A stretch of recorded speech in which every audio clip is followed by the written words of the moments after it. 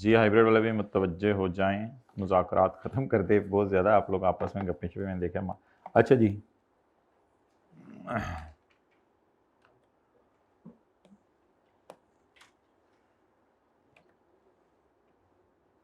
Parent limited है 75%। MCQ number 23।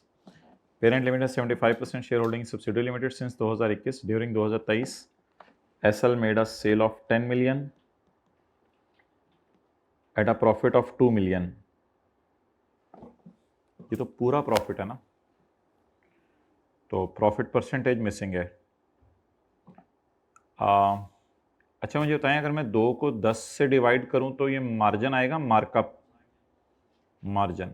और अगर 2 को 8 से, थोड़ी सी टेंशन चाहिए माय डियर, और अगर 2 को 8 से डिवाइड करूं तो मार्कअप। चलें मार्जिन निकाल लेते हैं। 2 डिवाइडेड बाय 10 इंटू 100,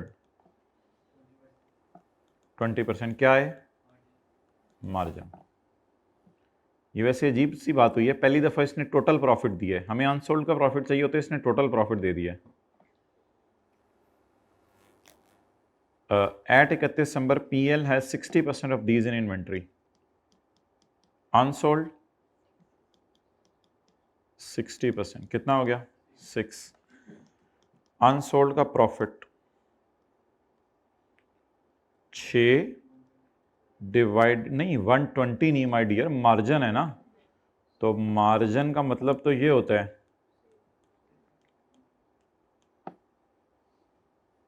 मार्जिन का मतलब तो ये होता है कि सेल के ऊपर, ऐसा ही नहीं।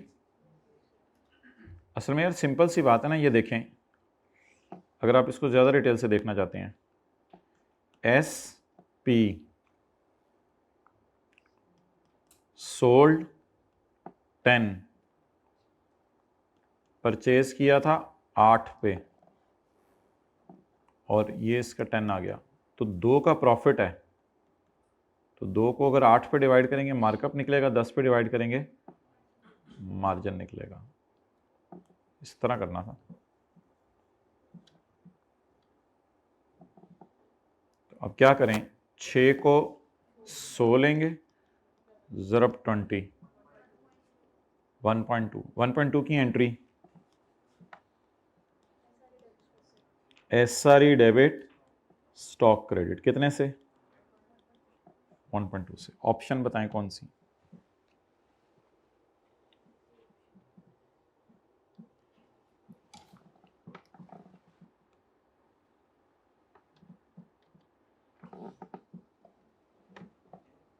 जल्दी बताएं भाई, ऑप्शन कौन सी।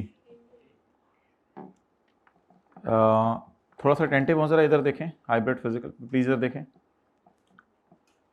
असल में my dear SRE account close कहाँ होता है, SRE अकाउंट क्लोज कहाँ होता है, तो हिट तो दोनों को करता है फिर जाके। तो SRE डेबिट की जगह अगर मैं इस अकाउंट को क्लोज कर दूं, या वो फिर लंबा काम हो जाएगा, आप कहेंगे SRE डेबिट है, इसे क्रेडिट करें, और CRE और NCI को डेबिट करें, इस अकाउंट को क्लोज करना है ना।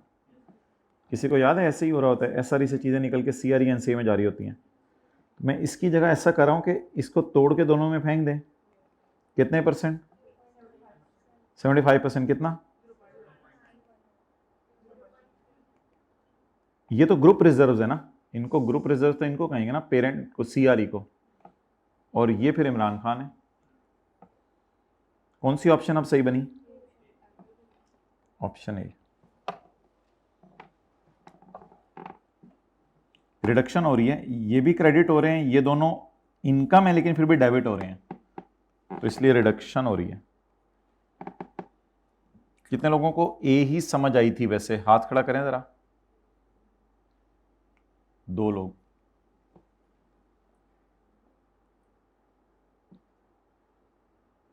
हो गया। तो आज एक चीज बताएं कि SRE कहां जाके क्लोज होती है, तो स्टॉक कितने से कम होगा, ग्रुप रिजर्व्स, NCI, तीनों कम हो रहे हैं,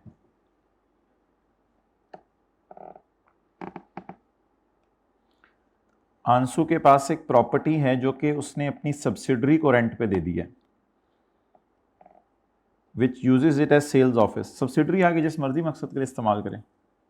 how this property be classified by AL in it separate and consolidated financial statement. अगर आप कंसोलिडेटेड फाइनेंशियल स्टेटमेंट्स की बात करें और सेपरेट की, तो सेपरेट में तो प्रॉपर्टी रेंट पे देना इज इन्वेस्टमेंट प्रॉपर्टी, और कंसोलिडेटेड में इट इज पीपी। ये जी बताएं, नीचे ऑप्शंस को छोड़ें वो तो आप देख लेंगे, मुझे बताएं 1 और 2 में से कौन सा करेक्ट है।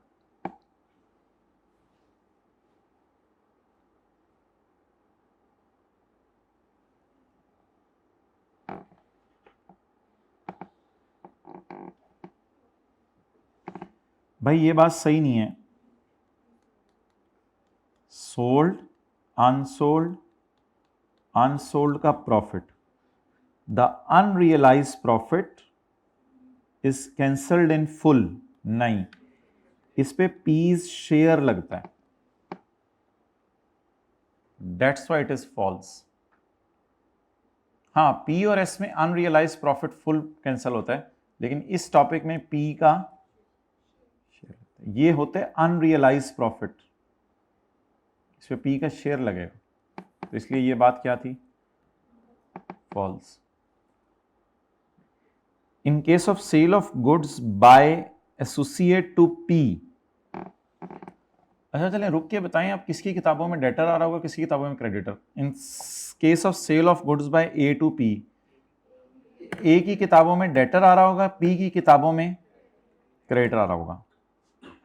अमाउंट पेबल टू ए, ये किसकी किताबों में आ रही होगी, पेरेंट की। To associate would be shown in consolidated balance sheet, would be shown in consolidated balance sheet. जल्दी बताएं, शो कर दें, मैं तो कर दूंगा कसम, मैं तो कैंसिल नहीं करूंगा, अल्लाह का शुक्र है। अब आपकी मर्जी है, मैं तो बहरहाल शो कर दूंगा, मैं तो नहीं कैंसिल करूंगा।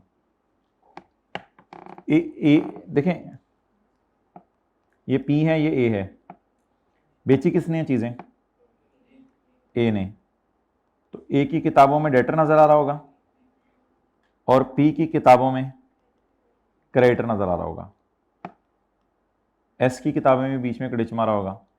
तो हम सवाल शुरू करने से पहले सारी चीज़ों को काटेंगे, अब सवाल शुरू करेंगे, ऐसे ही करेंगे ना पेपर में। अब पढ़ते हैं सवाल। In case of sale of goods by A to P, amount payable to A would be shown in the consolidated balance sheet. आप बता दें, yes it will be shown. इस 10 को एज इट इज लिख दीजिएगा पेपर में, काटना क्यों है इसको। अगर इसने ये लिखा होता ना कि ये amount receivable from P would be shown, ये मैं फिर कहता कि ये शो नहीं करेंगे, बल्कि इसको तो सिरे से उठाएंगे ही नहीं, इसको तो कैंसिल भी नहीं करते माय डियर, इसको उठाते ही नहीं है और इसको एज इट इज उठा के ले जाते हैं। अच्छा वैसे मुझे ये बताएं, आईकेएफ को इतना राइट है कि इस तरह अंग्रेजी लिख दे पेपर में, अगर आपको कॉन्सेप्ट है इस तरह, इतना राइट दे दें उसको प्लीज। ये पूरी पिक्चर पता नहीं मुझे बनानी क्यों पड़ती है, जहन में क्यों नहीं होती आप लोगों के। इधर भी सारी पिक्चर बनानी पड़ी। ओके इसको छोड़ें, पॉइंट 20 देखते हैं, टाइम मिला तो। टॉप से शुरू करें जरा। Which of the following is the criteria for treatment of an investment as an associate? Major share खरीद के एसोसिएट बन जाएगा, कंट्रोल एक्सरसाइज करके एसोसिएट बन जाएगा, और सिग्निफिकेंट इन्फ्लुएंस से एसोसिएट बन जाएगा।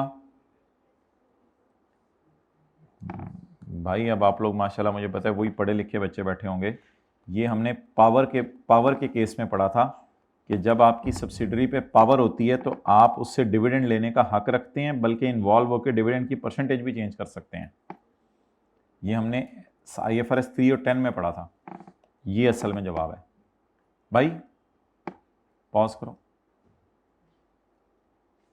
अच्छा जी next, an associate is an entity in which the parent has significant influence over the investee.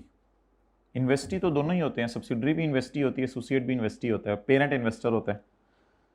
Which two are the indicate presence of significant influence?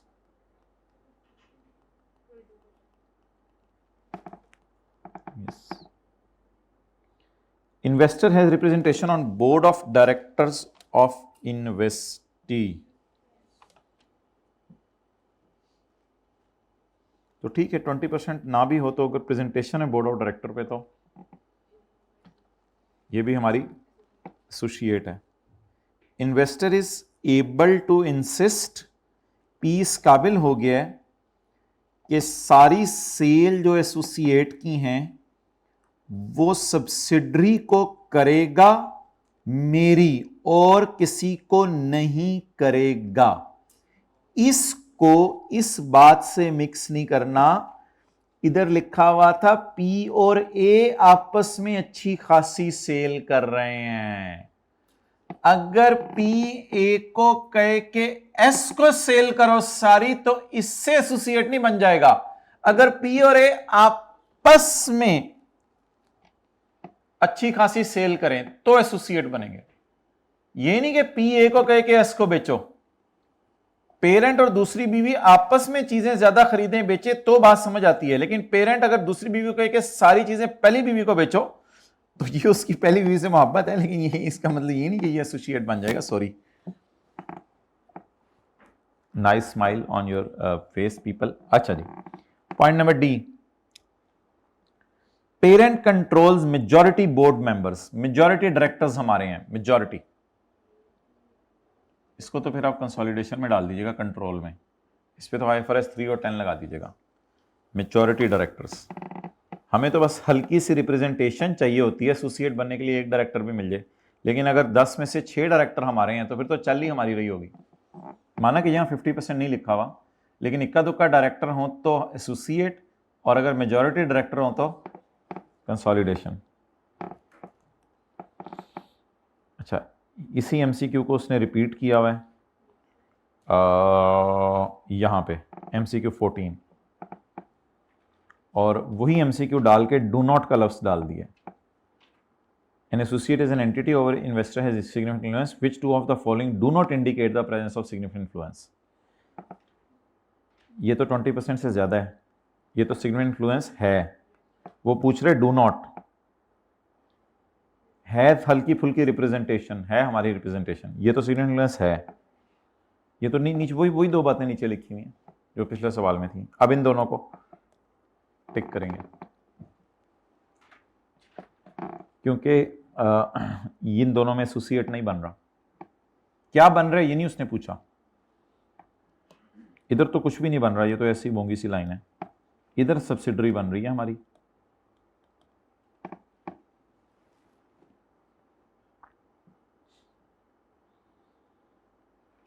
How should an associate be accounted for in P&L? क्या जहन में आ रहा है? Working 5.1, associate के incomes और expenses group में add करें एक एक करके। सेल में, cost of sale, cost of sale. Group का हिस्सा P's share of associate incomes and expenses is added to group figures on line by line basis. ये पता क्या लिखा हुआ है?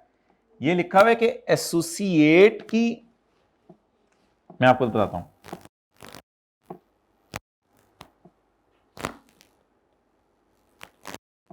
ये समझ लें, ये P&L है इनका। वन पता है क्या है? ऑप्शन 1 कह रहे कि कंसोलिडेशन, ये सेपरेट है ऊपर वाली। ऑप्शन 1 कह रहे जब कंसोलिडेशन शुरू करो तो ऐसे करो। सही है गलत है? गलत है। ऑप्शन 2 कह रही है जब कंसोलिडेशन शुरू करो तो इस पे हमारा शेयर लगा दो। पुत्र शेयर नहीं लगाते, इसको उठाते ही नहीं। वो कह रहे एक एक लाइन में शेयर लगाओ हर इनकम और एक्सपेंस पे। नहीं नहीं नहीं नहीं। तीसरा जरा देखें, group share of associate PAT. PAT को एक ही लाइन बना के डाल दो, ज्यादा पंगे ना लो, 1 लाइन डाल दो बस। ये सही है? हाँ, यही तो होती थी वर्किंग 5.1। ओनली डिविडेंड्स और ओहो डिविडेंड नहीं रिकॉर्ड होते, डिविडेंड तो बल्कि रिकॉर्ड भी हुए हैं तो मदर इनकम में से माइनस कर देते हैं, डिविडेंड तो रिकॉर्ड नहीं होते। Ansar Limited has 90% subsidiary, Fine Limited, and 3 months before the year end acquired a 40% associate, Isaac Limited. इनकी ये सेल आ रही हैं,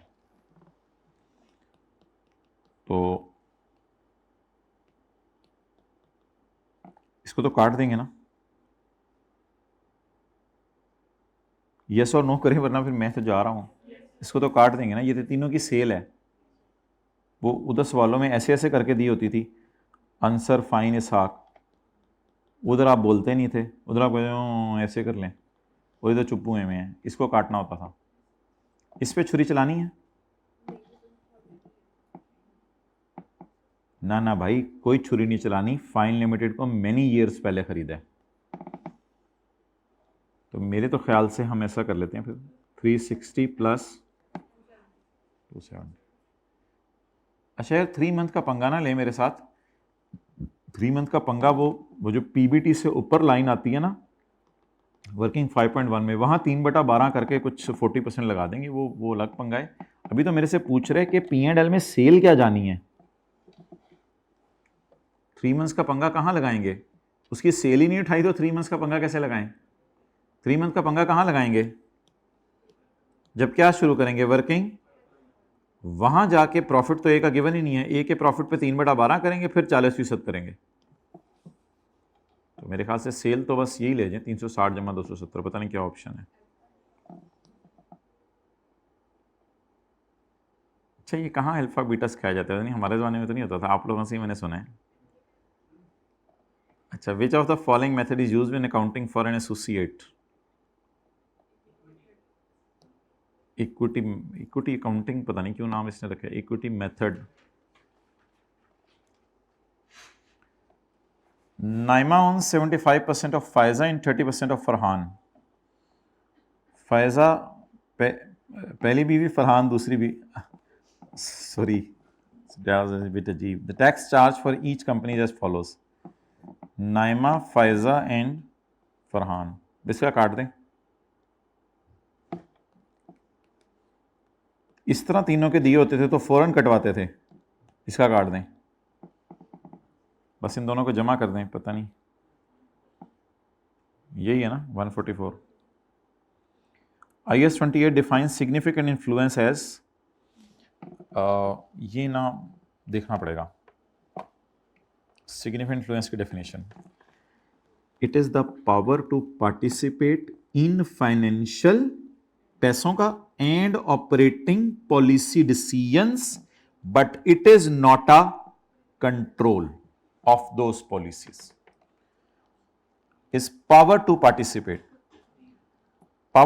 in policy अधूरी बात है, ये सही बात है, ये अधूरी बात है, इसमें फाइनेंशियल एंड ऑपरेटिंग का लफ्ज नहीं आ रहा, नीचे खुल के बता नहीं रहा, बस खाली पॉलिसी लिखा हुआ है, पॉलिसी के साथ ये नहीं लिखा हुआ, और पावर टू पार्टिसिपेट, बट ये बात वैसे ये इतनी भी ठीक थी, लेकिन बट नॉट कंट्रोल भी डेफिनेशन में डाला हुआ है, वो शायद यहां डाला हुआ है उसने, अगर ये वाला लाइन इधर आ जाती तो शायद ऑप्शन डी भी टिक करनी पड़ती, लेकिन फिर तो रेपिटेशन हो जानी थी। The best question on the earth, बेहतरीन सवाल है ये, बता दें जी पैट, तीनों का 150 पैट है, अब मुझे बता दें पैट कितना जाएगा consolidated statement of comprehensive income में,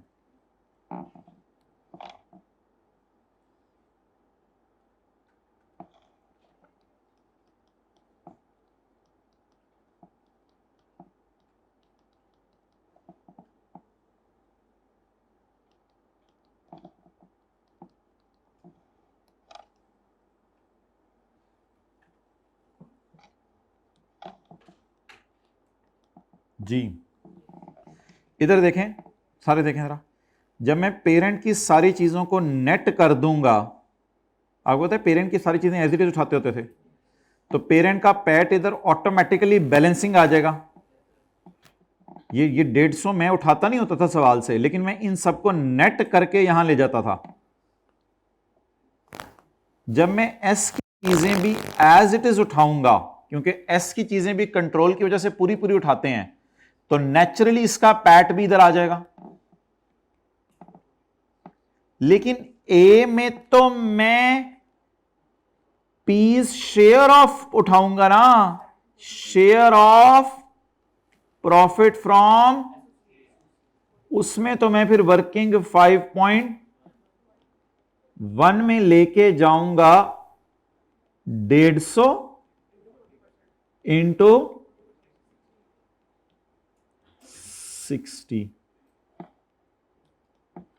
तो इधर पड़ा होगा 60, जो इधर भी 60 के तौर पर ही आ जाएगा, तो टोटल 360 मेरा जवाब होगा। क्योंकि शायद आपको याद हो, पी की सेल कॉस्ट ऑफ सेल पूरी उठाते हैं, बल्कि पी का पैट ही पूरा उठाते हैं, एक ही बात हो गई। एस का भी सेल कॉस्ट ऑफ सेल पूरी उठाते हैं, अनलेस कि छुरी चलानी हो। छुरी चलानी होती तो मैं 150 पे फिर छुरी चला देता, अगर छुरी चलानी होती 3/12 4/12, वो फिर अलग बात होती। लेकिन पता नहीं कब खरीदा हुआ है, कई साल पहले का ही खरीदा होगा।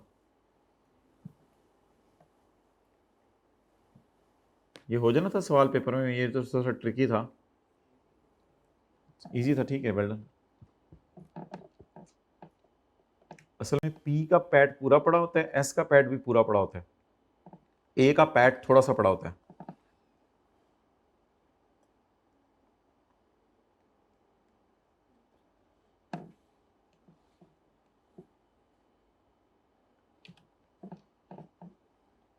इदरीस की 80% सब्सिडरी है, सज्जाद एंड 40% एसोसिएट है Sahrish limited.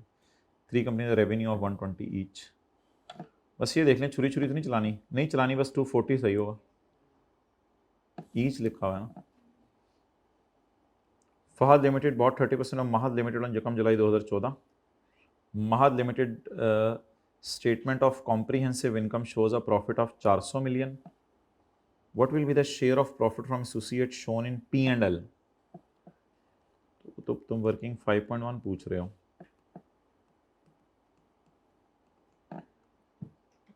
30% Mahad limited statement of comprehensive income for the year showed a profit of 400।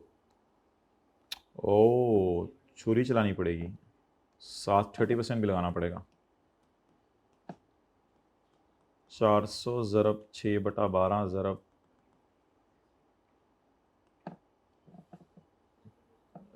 Mahad paid a dividend to 50 on Yakam December।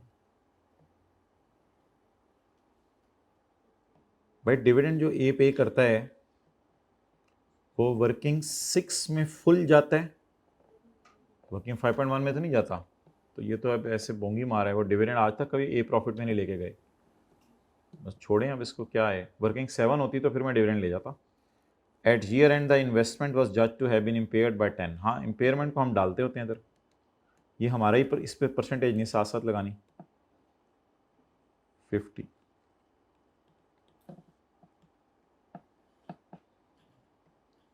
Dividend will never go in A profit. Sir हमें थोड़ा सा याद कराएं कैसे। देखो dividend में मैं लिखता था वर्किंग 6 बैलेंस शीट, और वर्किंग 7 में तो लेके ही जाते हैं कॉम्प्रिहेंसिव इनकम। वर्किंग 5.1 में तो कभी डिविडेंड नहीं जाता। वैसे भी डिविडेंड प्रॉफिट्स में से बांटा जाता है, लेकिन प्रॉफिट में से लेस तो नहीं होता, वो तो अलग स्टेटमेंट ऑफ चेंज इक्विटी में। असल में ये प्रॉफिट जाता है स्टेटमेंट ऑफ चेंज इक्विटी में, वहां से भी डिविडेंड बांटा जाता है। Dividend was bit confusing. Bahadur bought 30% of Shahzor on यकम जनवरी 2018। 31 दिसंबर 2018 में इन्वेस्टमेंट इन एसोसिएट बताएं बैलेंस शीट की।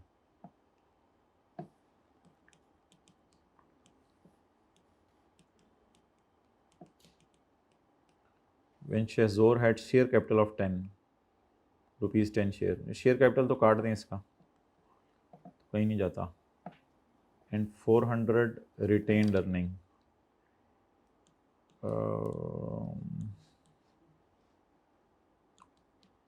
पोस्ट आ रही।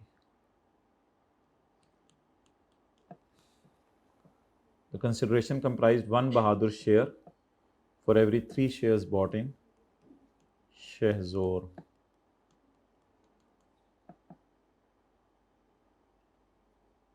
$10 million उसके सारे शेयर्स हैं, मैंने 30% खरीदे हैं, 3 million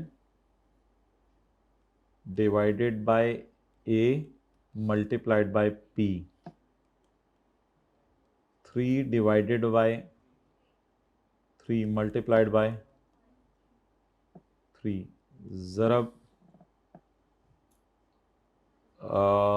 P के शेयर की फेयर वैल्यू चाहिए मुझे, P के शेयर की फेयर वैल्यू, A के नहीं चाहिए। क्या है? Okay okay okay okay, P के शेयर की फेयर वैल्यू चाहिए मुझे, A के शेयर की फेयर वैल्यू तो कहीं नहीं लेके जानी होती, इनटू 40 पॉइंट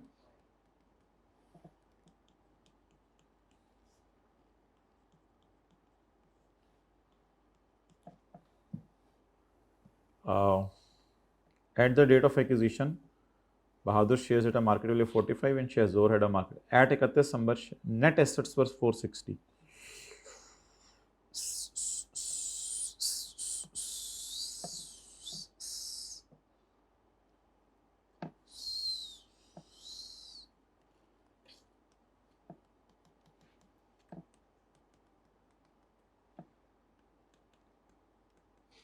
क्लोजिंग आ रही मिसिंग है,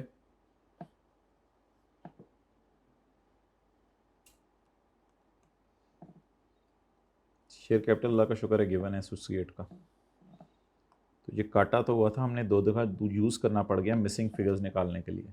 शेयर कैपिटल उठाना है, क्वांटिटी नहीं उठानी। 10 ज़रब 10 100 आ रही।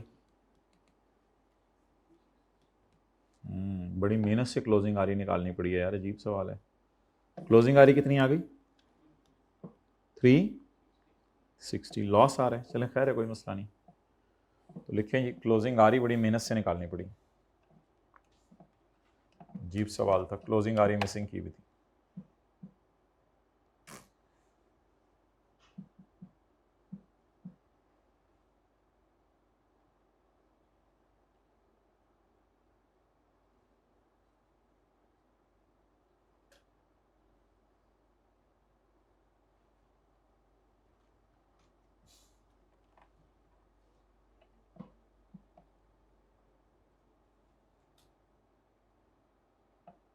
क्लोजिंग नेट एसेट्स दिए हुए थे, क्लोजिंग आ रही वहां से निकाल ली।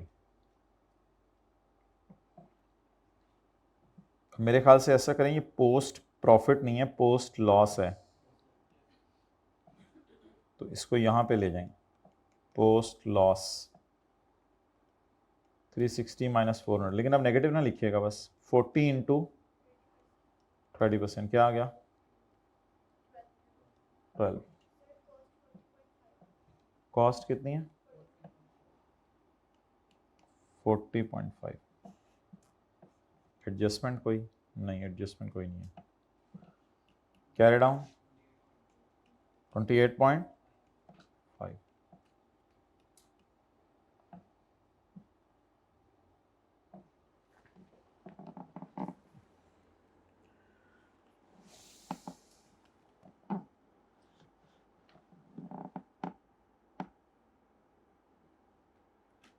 ऑब्वियसली ये सारी वर्किंग तो यहीं कर लेनी चाहिए थी।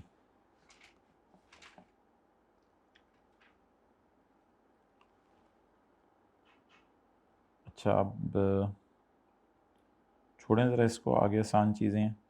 MCQ 15 और 16 ज़रा करना है। यूशे owns 30% of Hussain Limited, which it purchased on Yakam May 17, May, June, July, August, September, October for 2.5 million. Record its investment in balance sheet. Working कौन सी? 7।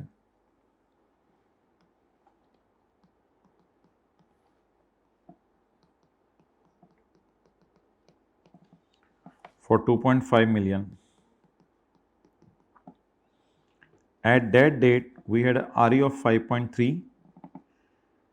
pre आ गई, and at year end date we had RE of 6.4 after paying dividend of 1.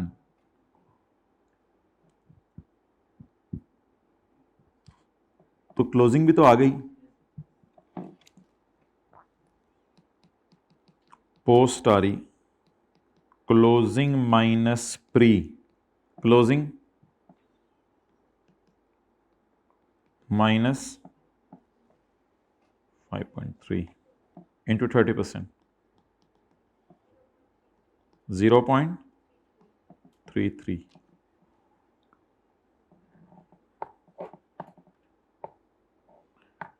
On 30 September, Yushe sold 7 lakh of goods to Hussein, had resold none of these. तो जो sold हैं वही,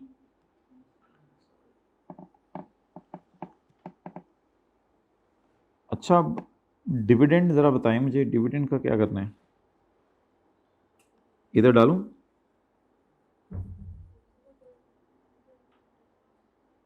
क्यों? क्योंकि जब closing minus pre वाली methodology use कर रहे होते हैं तो डिविडेंड नहीं डालना। असल में आपको पता है वर्किंग 6 में क्या होता था, opening PAT minus dividend is equal to closing. अब उसने जो आपको क्लोजिंग दी है ना वो आफ्टर डिविडेंड दी है, तो मींस कि वो क्लोजिंग अब आप सही उठा रहे हैं, अब आप नई मेथोडोलॉजी पे नहीं कर सकते, अब आप पुरानी मेथोडोलॉजी पे रहें, क्लोजिंग माइनस प्री बस, तो उसने डिविडेंड खुद ही माइनस कर लिया है, उसका मतलब है वो सही है बस। तो we will not use old, we will not use new methodology, we will use old methodology. और न्यू मेथोडोलॉजी के लिए तो हमें इस साल का पैट चाहिए होता है, वो गिवन नहीं है सवाल में, इसलिए अजीब सा सवाल है, इसमें डिविडेंड इग्नोर करेंगे अगर हमें पता है कि ये पुरानी मेथोडोलॉजी से सॉल्व होना है।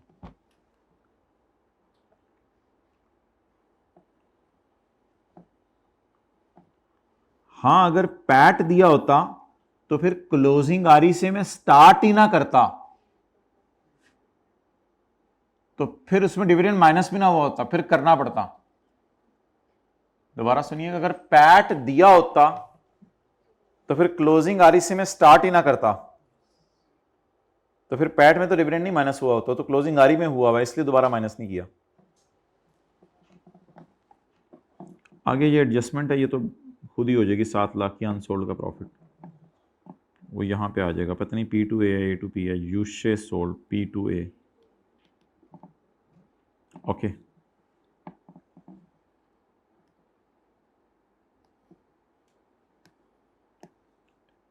MCQ नंबर 16, ऑन यकम फरवरी 11, 30 सितंबर 11 फरवरी मार्च अप्रैल मई जून जुलाई अगस्त, 8 महीने पहले बैलेंस शीट बनानी है, investment associate balance sheet working 7। On Yakam February 11, Saima acquired 35% shares of Anam, its only associate, for 10 million in cash.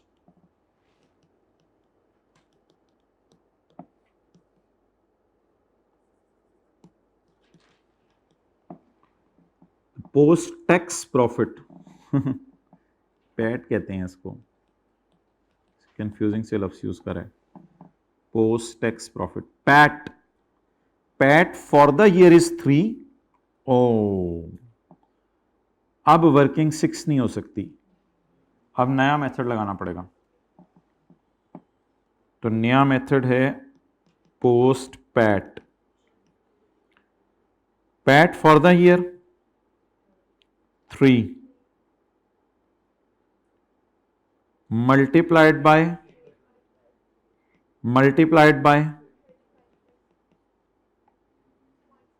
0.7, profits accrued evenly through out the year. शुक्र है इसलिए हमने 8 बटा 12 कर दिया, शुक्र है तूने बता दिया, वरना तो। Anam paid a dividend of 1 million on जेकम सितंबर 11,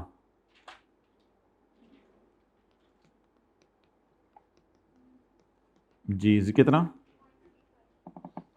ये तो आएगा ना, क्योंकि अब हम कहां से चलेंगे, क्लोजिंग से चले हैं जिसमें डिविडेंड माइनस हो चुका है, या पैट से चले हैं? पैट में तो डिविडेंड नहीं माइनस हुआ होता, इधर तो करना पड़ेगा। अच्छा हो गया, 2 MCQ इकट्ठे आगे पीछे आ गए, 15-16। इम्पेयरमेंट 5 लाख, 5 लाख को अगर मिलियन से डिवाइड करें तो कैलकुलेटर पे इस तरह कर लिया करें ना, 500,000 डिवाइड बाई 1,000,000, 0.5 जी कैरी डाउन 9.85। समीउल्लाह से पूछो किधर है भाई?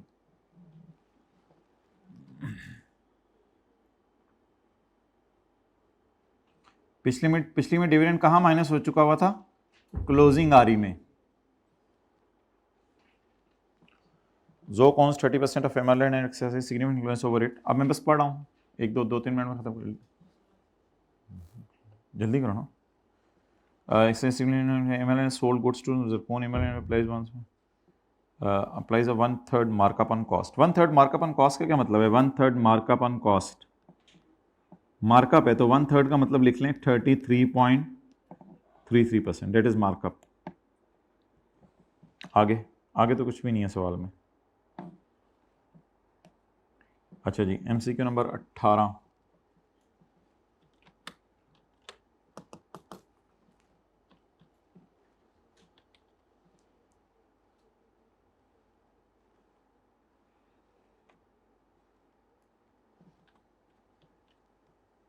कोई मसला इसमें? 18 में बताएं कोई मसला? ऑन यकम अक्टूबर you acquired 3 million of 10 million shares in exchange for 7.5 million of its own shares। तो 10 में से 3 खरीदे तो 30%, तो मेरी एसोसिएट बन गई। और अपने कितने शेयर इशू किए? ये तो गिवन है, पीछे का रह गया। तो the stock market value of the shares of, हाँ अल्लाह का शुक्र है मुझे पेरेंट की चाहिए 16, तो 7.5 को 16 से ज़रब देंगे, ये इन्वेस्टमेंट आ जाएगी। Abdullah profit is subject to seasonal variation. इसका प्रॉफिट सीजनल है, कुछ महीनों में ज़्यादा होता है, कुछ महीनों में कम होता है। ईद के दिनों में ज़्यादा हो जाता है, ईद जैसे ख़त्म होती है कम हो जाता है, क्योंकि ये चूड़ियाँ बेचता है। Its profit for the year ended 31 मार्च 19। हमने कब ख़रीदा है इसको वैसे? यकम अक्टूबर 18, अक्टूबर नवंबर 10, 6 महीने पहले। वॉज 100, ये तो पूरे साल का है। 20 मिलियन वॉज फ्रॉम यकम अप्रैल टू 30 सितंबर।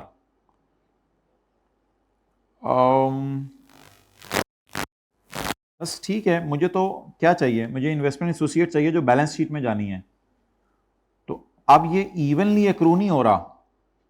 अब मैंने पोस्ट पैट, मुझे बताएं कितने पोस्ट पैट मैंने यकम अक्टूबर को उसको खरीदा है और 31 मार्च मेरा ईयर एंड है, और उसने मुझे कब से कब तक का प्रॉफिट 20 बता दिया।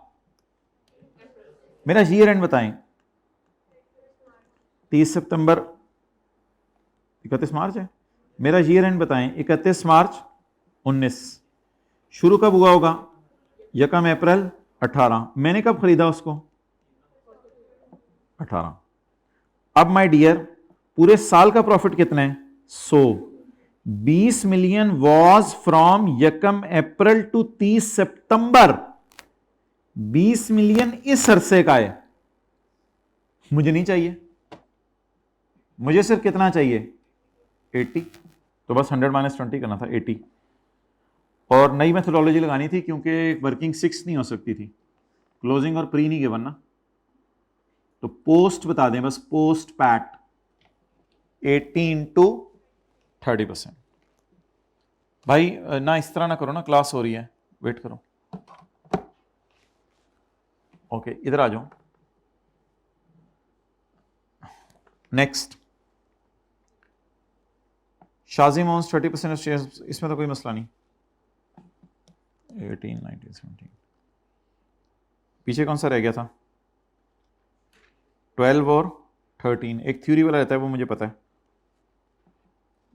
नेट प्रॉफिट 625, शेयर्स प्रॉफिट कुछ भी नहीं है, ये आपके खुद भी हो जाएंगे।